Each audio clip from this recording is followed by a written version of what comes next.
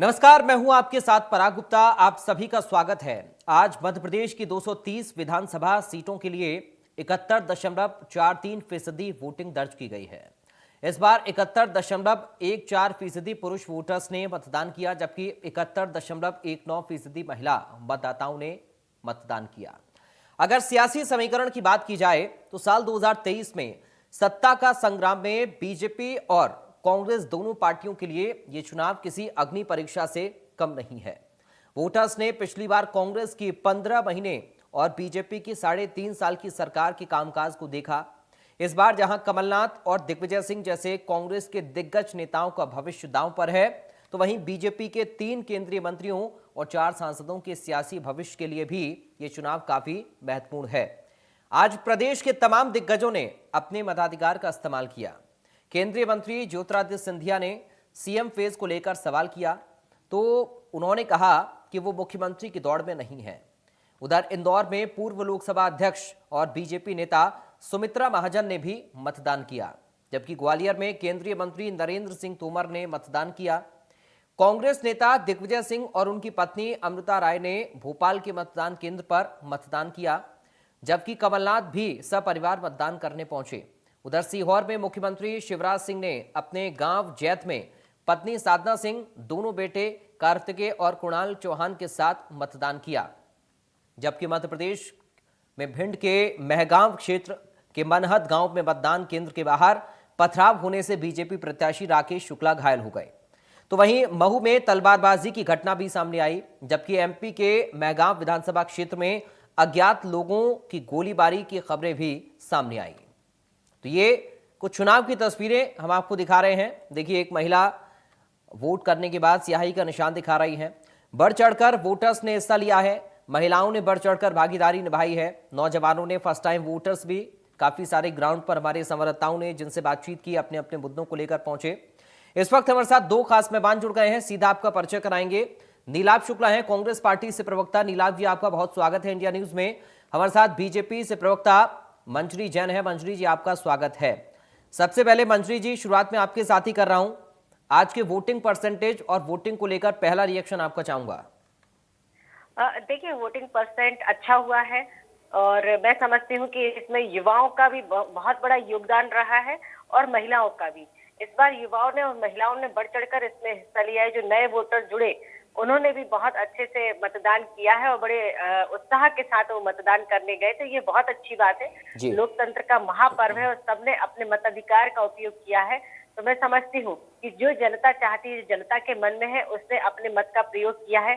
जनता अपना लाभ और हानि सोचकर ही मत का प्रयोग करती है और जो भारतीय जनता पार्टी की सरकार ने काम किया है, गरीब कल्याण और विकास का कार्य किया है, सबका साथ सबका विकास और अंत्योदय की अवधारणा के साथ जो काम किया है, मैं समझती हूँ कि जनता ने उस पर विश्वास जताया है और आज जो कमल के फूल पर वोट किया है और भरपूर मात्रा में किया है। आज उन्होंने जो बटन दबाया है उससे मशीनें पूरी फुल भर गई है और भारतीय जनता पार्टी की सरकार पुनः मध्य प्रदेश में वापस आ रही है। नीलाभ जी, मशीनें भर गई हैं, कमल का बटन दबाकर लोगों ने बीजेपी को वोट किया है, इस बात को मंजरी जी कह रही हैं और पूरी तरह आश्वस्त हैं अपनी जीत को लेकर। आपका पहला रिएक्शन चाहूंगा आज के वोटिंग परसेंटेज और वोटिंग को लेकर। मंजरी अंतर्यामी मशीन के अंदर की बात जान चुकी, मशीनें भर चुकी है। मंजरी जी, ये एक जनता का आक्रोश था जो वोट के रूप में तब्दील हुआ। इस महायज्ञ, मतदान का महायज्ञ, जिस लोकतंत्र के आपने धज्जियां उड़ाई दी, जिस लोकतंत्र का अपमान किया था, मतदाता का अपमान किया था, और जो आपकी भ्रष्टाचार की 50% कमीशन की सरकार है, उसका आक्रोश जनता में देखने को मिला है। ये पूरा समझिए इस महायज्ञ में जनता ने पूरा समर्थन कांग्रेस को दिया। ये आपके खिलाफ मतदान था। आप एक बड़ी हार की तैयारी कर लीजिए, ये मान के चलिए आपकी हार तय है। 3 तारीख को उसके नतीजे आ जाएंगे। अतिशोक से नहीं कह रहा हूँ, क्योंकि आप तो कमरे में एसी रूमों में बैठकर राजनीति करते, हम तो ग्राउंड पर राजनीति करते हैं। आज दिन भर हम फील्ड में थे, अलग अलग स्थानों पर गए थे, बूथों पर भी जा रहे थे। जब जनता का देख क्या होता है, मौसम जब बदलता है ना, तो कुछ उसकी आमद की कुछ इशारे हो जाते हैं। जब ठंड आती है, बरसात आती, गर्मी आती, तो मौसम के आमद के इशारे हो जाते हैं, बदलने वाला है। वही इशारे आज हमने देखे जनता के पास कि अब सरकार बदलने वाली है, बीजेपी की विदाई तय है। मंजरी जी, भोपाल में जब हम अपडेट हमारे रिपोर्टर्स हमें दे रहे थे तो शाम तक मैं देख रहा था कि वोटिंग भोपाल की जो सीटें हैं वहां पर कम हुई हैं। इसके पीछे का कारण क्या आपको नजर आता है? देखिए, मुझे ऐसा लगता है, मैंने जो पूरा देखा मध्य प्रदेश का आकलन किया, तो बड़े शहरों में थोड़ा वोटिंग परसेंट कम रहा है। उसका क्या कारण है, मुझे ये, या तो ग्रामीण क्षेत्र में बहुत ज्यादा उत्साह था, शहरी क्षेत्र में उतना लेकिन उत्साह नहीं कहते था। तो ये ना कि जो शहरी वोटर है वो बीजेपी का वोटर है, और अगर वही वोट नहीं कर रहा है तो फिर आपकी सीटें कैसे भरी हैं? मेरी पूरी पूरी बात ही नहीं हुई अभी। दूसरा क्या है, शहरी क्षेत्र में जो बच्चे होते हैं वो कहीं जॉब कर रहे हैं, आउट ऑफ इंडिया है, शहर से बाहर है, तो वो भी एक बड़ा एक कारण रहा है कि मतदान जो है वो शहरी क्षेत्र में थोड़ा कम हुआ है। मैं ऐसा मान के चलती हूँ जी। नीलाभ जी, शहरी क्षेत्र में वोटिंग कम हुई, इस बात को क्या आप भी स्वीकार कर रहे हैं, मान रहे हैं? जो वोटिंग का परसेंटेज हमने देखा, या जो आंकड़े लगातार पल पल जो अपडेट सामने आ रहे थे। इंदौर से, हमारे इंदौर क्षेत्र में तो काफी अच्छा वोटिंग हुआ है। तो हमेशा की तरह इस बार वोटिंग बढ़कर ही हुआ है। भोपाल जरूर कुछ कम रहा अनुमान, इंदौर में वोटिंग काफी अच्छा हुआ है, ग्वालियर में भी अच्छा हुआ है, जबलपुर भी अच्छा हुआ है। तो ऐसा नहीं बोलता कि इस शहरों में वोटिंग कम हुआ है। ये तो देखिए, सरकार बदलने की कवायद, सब इसमें अपनी आहुति दे रहे हैं। तो तय है, भारतीय जनता पार्टी की विदाई की आज मोहर लग गई है, तो 3 तारीख से विधिवत घोषणा हो जाएगी। ये साल दर साल एक आंकड़ा चूंकि हमारे प्रोड्यूसर्स ने हमारे पास हमें दिया है, उसमें ये देखिए 1998 में 60% से ऊपर पहुंचा था कुल मतदान। 2003 में बात करें 67% से ऊपर पहुंचा था। 2008 में 69% के आसपास था। 2013 में 72 था। 2018 में 74। अब ये 2013 और 2018 से भी कम अभी तक का आंकड़ा 2023 में है। 71.43% अभी तक का जो रिकॉर्ड है मेरे पास सामने आया 5 बजे तक का। तो ये थोड़ा सा पिछले दो टर्म के जो चुनाव हुए उनके मुकाबले थोड़ा सा इस बार कम वोटिंग परसेंटेज है। मंजरी जी, 2018 में 75% के लगभग था। 2018 में। हाँ इस बार कुछ कुछ थोड़ा सा कम हुआ है, लेकिन हाँ, वही मैं कह ये रहा हूँ, सीधी सी कुछ बात है, 4-5% थोड़ा सा कम हुआ है इस बार, 4% करीब। थोड़ा सा कम हुआ, लेकिन ग्रामीण इलाकों में काफी अच्छा मतदान हुआ है और एक बदलाव की बयार है सब जगह। लेकिन तो निश्चित नीलाभ रूप जी, से ये ये बदलाव की बयार क्यों कांग्रेस पार्टी को लगती है? इसके पीछे कोई आधार आप है वोटिंग आज की आप देखकर आधार कह रहे हैं? आधार बिल्कुल जी। आधार, मैं इसी पर आ रहा हूँ। एक आधार है हमारे पास। क्या होता है कि जब क्या होता है कि पूत के पांव पालने में दिख जाते हैं। जब इनकी विकास यात्रा की फजीयत हुई थी, जी। तब हमें समझ में आ गया था कि विकास का जो छोटा जो एजेंडा लेकर जनता के बीच में गए, जनता ने इन्हें सिरे से नकार दिया। उसके बाद इन्होंने निर्लज्जता के साथ, जब विकास यात्रा फ्लॉप हो गई, तो उन्होंने आशीर्वाद यात्रा निकाली, वो जी। भी पूरी तरह फ्लॉप हो गई, कोई आशीर्वाद देने नहीं है।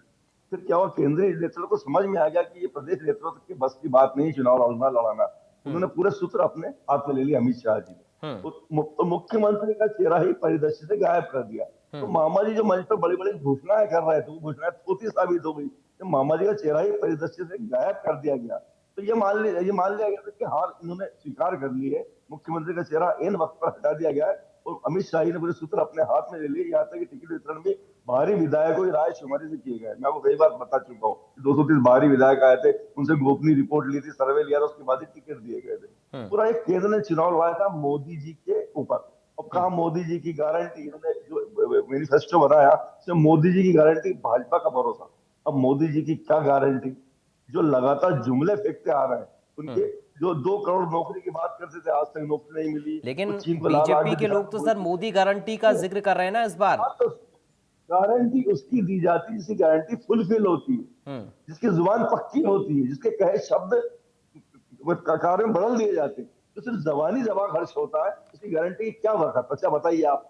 अब तो 2 करोड़ सालाना नौकरी की बात नहीं करते, अब वो नोटबंदी के फायदे भी नहीं गिनाते, अब वो महंगाई का मां भी नहीं बोलते, अब वो ये भी नहीं कहते कि गैस सिलेंडर की कीमतें बढ़ रही है।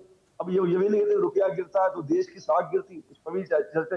अब तो ये कि अफगानिस्तान की जो मुद्रा है वो भी हिंदुस्तान से मजबूत हो चुकी है, उस पर भी कुछ नहीं बोलते हैं। वो हिंदू मुस्लिम की बातें जरूर करते हैं, भ्रमित करने वाली बातें करते हैं। मुख्य मुद्दों पर उन्होंने भी आकर कवायद नहीं करी। अमित शाह जी आए, देश का गृह मंत्री सार्वजनिक रूप से आह्वान करता है कि आचार संहिता से डरने की आवश्यकता नहीं है। गृह मंत्री आह्वान करता है। दूसरी बात, जो अधिकारी कमल का साथ नहीं दे उसे छोड़ो नहीं, ये गृह मंत्री के शब्द हैं। ये क्या लोकतंत्र का सम्मान कर रहा है यार? ये कौन से शब्द है? गृह मंत्री आह्वान कर रहा है। तो इस तरह इन्होंने चुनाव को मैनिपुलेट करने की कोशिश करी, लेकिन जनता इनको समझ चुकी थी। 50% कमीशन की सरकार, तमाम घोटालों से लदी हुई सरकार, घोटालों की लंबी फेहरिस्त में बार बार बताया वो उचित नहीं है, तो जनता ने सीधे से नकार दिया। युवा परेशान, युवा पास आज रोजगार नहीं है, सरकारी नौकरियों में धांधलियां चल रही, भर्ती में धांधलियां चल रही, महिलाएं असुरक्षित है, बलात्कार मध्य प्रदेश अव्वल है, आदिवासी प्रताड़ित है, आदिवासियों पर मुक्त विसर्जन तक की घटनाएं हो रही, इनके नेता ही वीडियो वायरल कर देते। किसान बुरी तरह से परेशान है, उगले पाले का मुआवजा नहीं मिलता, यूरिया नहीं मिलता, फसल का उपज का मूल्य नहीं मिल पाता, किसान आत्महत्या पर मजबूर है, कर्ज माफ नहीं हो पाता। ये बड़े उद्योगपति रेड कारपेट बिछाते हैं, उनके कर्ज माफ करते हैं, लेकिन किसान तो राम ठाकरे भी नहीं देखते, किसान किसान ठीक। वोट कमाने का साधन मानते हैं। इनको वोट क्यों दिया जाए, मतलब बात किसान ने वोट क्यों दे, युवा इन्हें वोट क्यों दे, महिला इन्हें वोट क्यों दे, ये बताएं। ये लाडली बहना योजना लेकर आए, महिलाओं ने लाडली तो बहना आज से बढ़ इवेंट, चढ़कर भागीदारी निभाई है सर, महिलाओं ने तो बढ़ चढ़कर सुनिए हिस्सा आप, लिया है आज। लेकिन अब वो किसके पक्ष में, ये तो मतगणना वाले दिन ही फैसला होगा। ये मन में लड्डू फोड़ रहे हैं कि हमने लाडली बहना योजना का इवेंट बनाया, महिला इनके दम में आ चुकी। नहीं, लाल महिलाएं जानते कि जब विधवा पेंशन 8 महीने से नहीं मिली, कोरोना में जो बच्चे अनाथ हुए उनको 11 महीने से पेंशन नहीं मिली है, विकलांग दिव्यांग लोगों को पेंशन अभी तक नहीं मिली। जो पुरानी योजना सबकी पेंशन है रोक कर सिर्फ एक इवेंट बनाने के लिए इस योजना में पैसे दिए जा रहे हैं। तो ये सीधी बात है, महिलाएं जानती है, विकृत करने की राजनीति करते हैं, ये लॉलीपॉप देते हैं, लालच देते हैं, वोट कबाड़ते हैं, उसके बाद फिर अपनी वाली पर आ जाते हैं।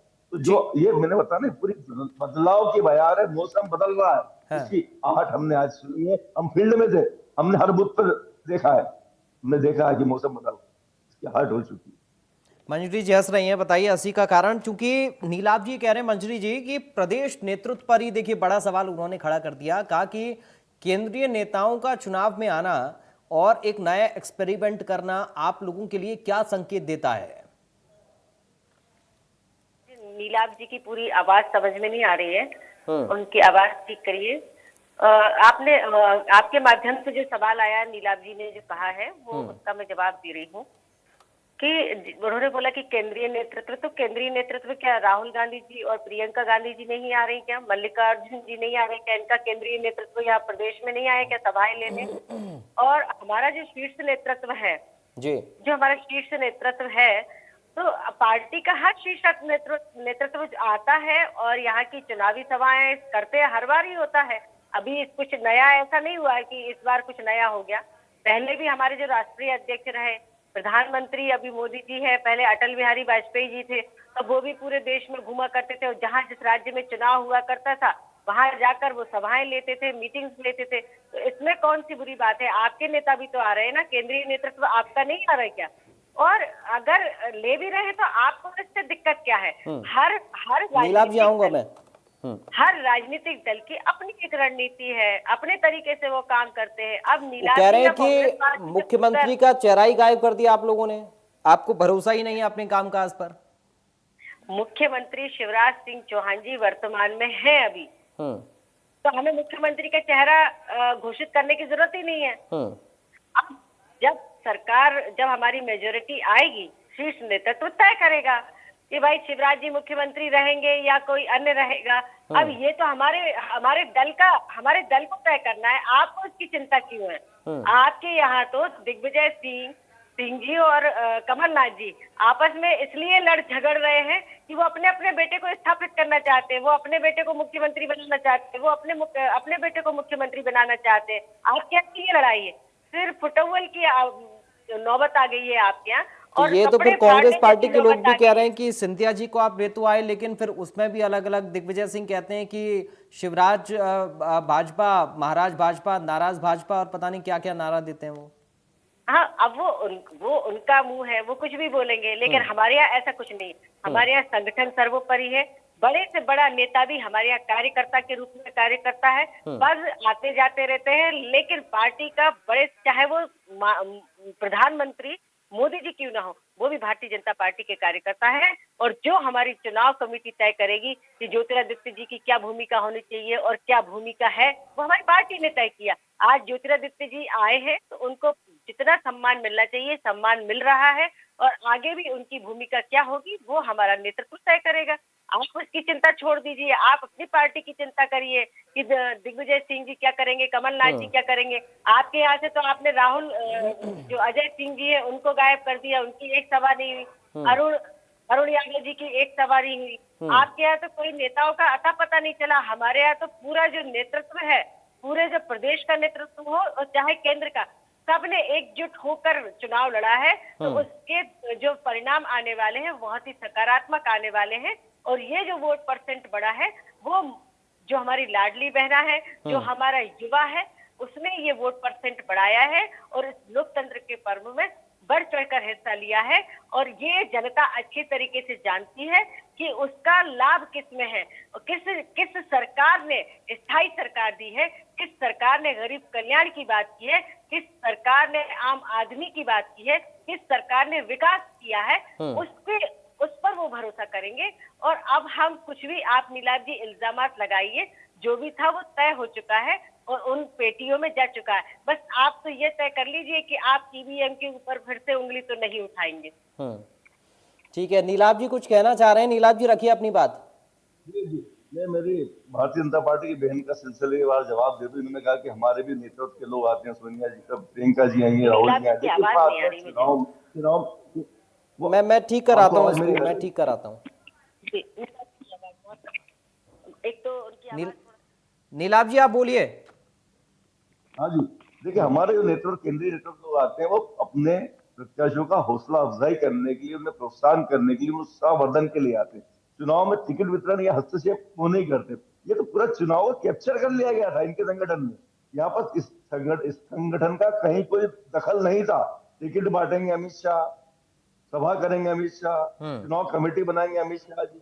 मतलब प्रदेश मुख्यमंत्री का चेहरा गायब कर दिया गया। मतलब प्रदेश संगठन को नाकारा साबित कर दिया गया कि यार इनके बस की, इनके बूते का नहीं है। हमारे यहाँ नहीं हुआ था। चलिए मैं इसी पर एक छोटा पहले रिएक्शन ले लेता हूं, क्योंकि शायद आपकी आवाज भी मंजूरी जी को नहीं जा रही है। मैं इसी पर पहले एक रिएक्शन ले लूं, फिर आऊंगा आपके पास नीलाभ जी। मंजूरी जी आपने सुना क्या नीलाभ जी को? हाँ, मेरी बाद में थोड़ी कुछ आवाज आई। वो ये कह रहे हैं कि उत्साहवर्धन के लिए हमारा केंद्रीय नेतृत्व आता है, कैप्चर नहीं करता है प्रदेश के नेतृत्व को। अच्छा, आपका जो नेतृत्व आता है वो उत्साहवर्धन के लिए आता है और हमारा जो नेतृत्व आता है वो क्यों आता है, उसमें क्वेश्चन मार्क है। देखिए, जब मोदी जी आते हैं, सभा लेते हैं, तो जो हमारा कार्यकर्ता है उसके अंदर उमंग और उत्साह का संचार होता है, उसके अंदर आत्मविश्वास मोदी जी आते हैं कमल छाप डिटर्जेंट लेकर। भारतीय जनता पार्टी के नेताओं के जो कर्म हुए, कुकर्म हुए, जिन्होंने भ्रष्टाचार किया, उसको कमल छाप डिटर्जेंट से धोने के लिए आते हैं, लेकिन वो धो नहीं पाए। पूरा प्रयास किया उन्होंने कि जो 50% कमीशन की सरकार, नेताओं ने जो भ्रष्टाचार आखंड कर रखा, क्योंकि कर्नाटक में मुंह की खा चुकी है इस चीज को लेकर, उसे कमल छाप डिटर्जेंट लाकर धोने की प्रयास कर रहे थे, वो हो नहीं पाया, वो नहीं हो पाया।